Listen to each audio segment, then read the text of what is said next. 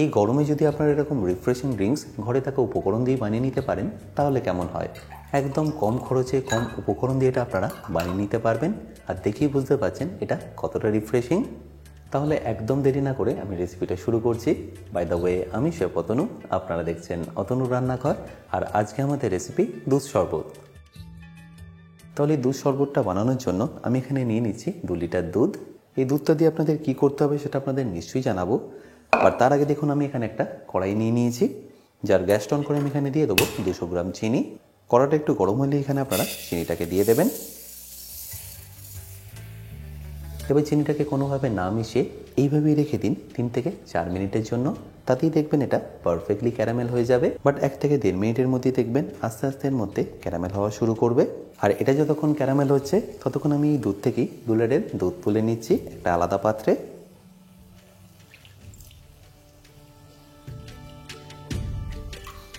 আর তার মধ্যে মিশিয়ে দিচ্ছি 2 চামচ কাস্টার্ড। এই কাস্টার্ড আপনারা যে কোনো ফ্লেভারেরই নিতে পারেন। সব মার্কেটে এটা ইজিলি অ্যাভেলেবেল, আর খুবই কম খরচে এটা আপনারা পেয়েও যাবেন। আর তারপর এটাকে একবার ভালো করে মিশিয়ে নিয়ে সাইডে রেখে দিন পরে ব্যবহার করার জন্য। আর এবার যে দেখুন এটা 1 থেকে 1.5 মিনিটের মধ্যে অলরেডি কিন্তু ক্যারামেল হওয়া শুরু করে দিয়েছে। এখনও কিন্তু আমি এটাকে মেশাচ্ছি না, বাট যখনই দেখবেন এটা আস্তে আস্তে লিকুইড হয়ে যাচ্ছে তখন এটাকে আপনাদের মিশিয়ে নিতে হবে। আশা করি নিশ্চয়ই দেখতে পাচ্ছেন এই মাঝখানটা কিন্তু আস্তে আস্তে লিকুইড হয়ে গেছে। দেখুন এবার এই সময় আপনাদের বাকি চিনিটাকেও এর মধ্যে আস্তে আস্তে এইভাবে মিশিয়ে দিতে হবে। তাহলে দেখবেন খুব তাড়াতাড়ি পুরো চিনিটাই ক্যারামেল হয়ে যাবে। বাট একবারে পুরোটা মেশাবেন না, অল্প অল্প করে এইভাবে মিশিয়ে দেবেন, তাহলে দেখবেন এটা ক্যারামেল তাড়াতাড়ি হবে। এতক্ষণে দেখুন প্রায় 3 মিনিট হয়ে গেছে আর ক্যারামেলটা দেখুন পারফেক্টলি রেডি হয়ে এসছে। তো এটাকে আমি ভালো করে একবার মিশিয়ে নিচ্ছি যাতে পুরো চিনিটাই খুব ভালোভাবে গলে যায়। আর এরপর যখনই দেখবেন খুব ভালোভাবে এরকম চিনিটা গলে গেছে আর কালারটা এরকম সুন্দর চলে এসছে, এই স্টেজে আপনাদের এখানে দিয়ে দিতে হবে অল্প অল্প জল।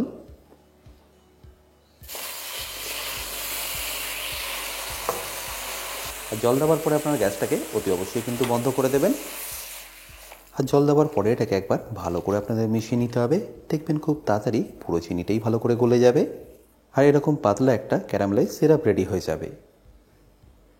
ব্যাস এই স্টেজে আপনাদের এখানে দিয়ে দিতে হবে অল্প অল্প করে দুধ।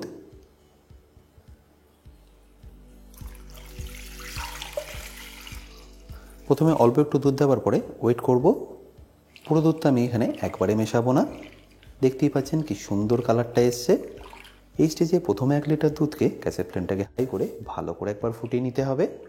আর এই দুধটা একবার ভালো করে ফুটে গেলে তারপর আমি বাকি দুধটাও অ্যাড করে দেবো। এইভাবে দেখবেন দুধটা খুব তাড়াতাড়ি রিডিউস হবে। আচ্ছা, এখানে বলে রাখি আপনারা যারা এখনও অতনু রান্নাঘরের কুকিং কোর্সটা নেননি তারা নিয়ে নিতে পারেন আমার নিজস্ব ওয়েবসাইট www.otonurannaghar.com থেকে। কোর্সের পারচেস লিঙ্কটা যদিও আমি ডেসক্রিপশানে দিয়ে রেখেছি, তাও বলে রাখি কিনতে যদি আপনাদের কোনো রকম অসুবিধা হয় আমার সাথে এই হেল্পলাইনে যোগাযোগ করতে পারেন। আশা করি নিশ্চয়ই দেখতে পাচ্ছেন দুধটা কিন্তু খুব ভালোভাবে ফোটা শুরু করে দিয়েছে। এই সময় ফ্লেমটাকে আপনারা অ্যাডজাস্ট করে এটাকে ভালো করে মেশাতে থাকুন যাতে এটা অল্প একটু রিডিউস হয়ে যায়।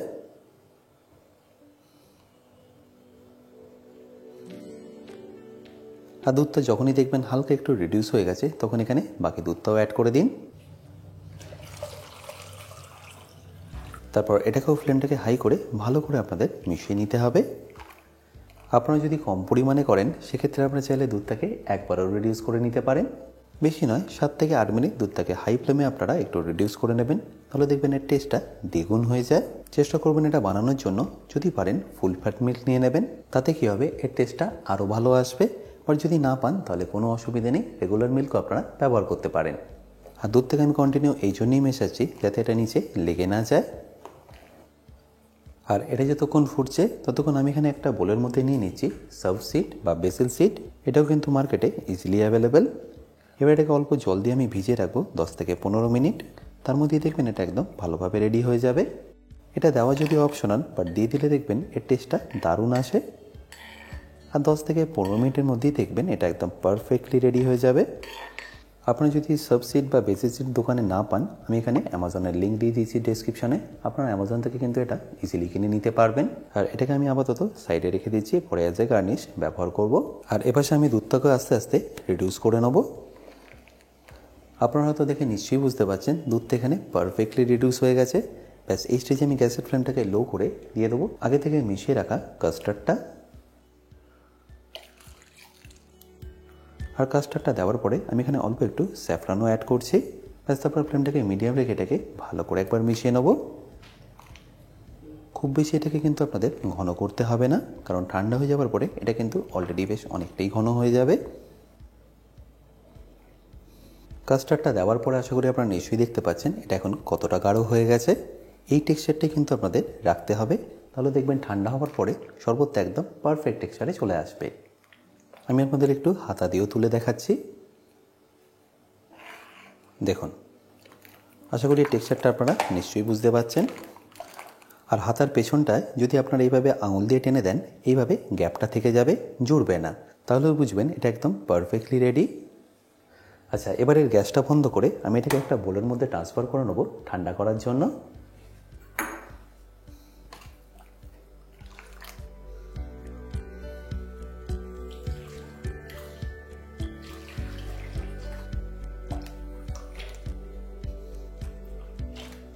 আর বলে ট্রান্সফার করার পরে যখন এটা রুম টেম্পারেচারে চলে আসবে তখন এটাকে আমি ফ্রিজে রেখে দেবো চিল করার জন্য।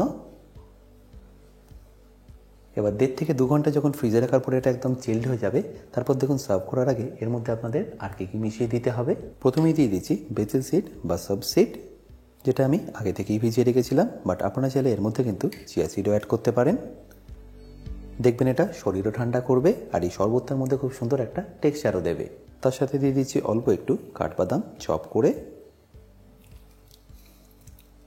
তার সাথে দেবো অল্প একটু পেস্তা। আচ্ছা, এখানে বলে রাখি আমি এখানে যে নাটসটা ব্যবহার করছি সেটাই যে আপনাদের ব্যবহার করতে হবে তা নয়, আপনাদের পছন্দ মতো নাটসটা কিন্তু এখানে ব্যবহার করতে পারেন। যেমন ধরুন কাজু, কিশমিশ, ওয়ালনাট, যেটা আপনাদের খুশি সেটাই আপনারা ব্যবহার করতে পারেন। আচ্ছা, এরপরে আমি দিয়ে দেবো এখানে 1/2 চামচ মতো গোলাপ জল, আপনারা চাইলে কিন্তু এখানে কেওড়া জলও ব্যবহার করতে পারেন। তারপর সবশেষে দিয়ে দেবো সামান্য একটু এলাচ গুঁড়ো। তারপর এটাকে ভালো করে ফাইনালি একবার মিশিয়ে নিন। দেখুন কি সুন্দর টেক্সচারটা এসছে। আর আশা করি দেখে নিশ্চয়ই বুঝতে পারছেন এটা খেতে কতটা ভালো হবে। ব্যাস এবার ফাইনালি এর মধ্যে অ্যাড করে দেবো বরফ।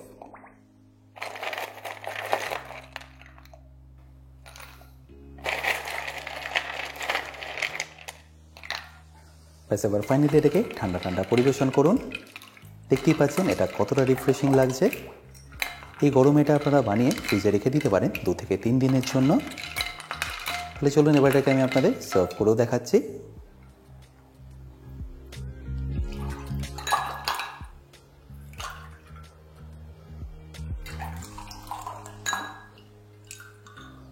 এবার ফাইনালি আমি সবকটাকে ভালো করে গার্নিশ করে নেব। আশা করি সিম্পল রেসিপিটা আপনাদের নিশ্চয়ই ভালো লেগেছে। আর যদি ভালো লেগে থাকে অতি অবশ্যই কিন্তু আমাকে কমেন্টে জানাতে ভুলবেন না।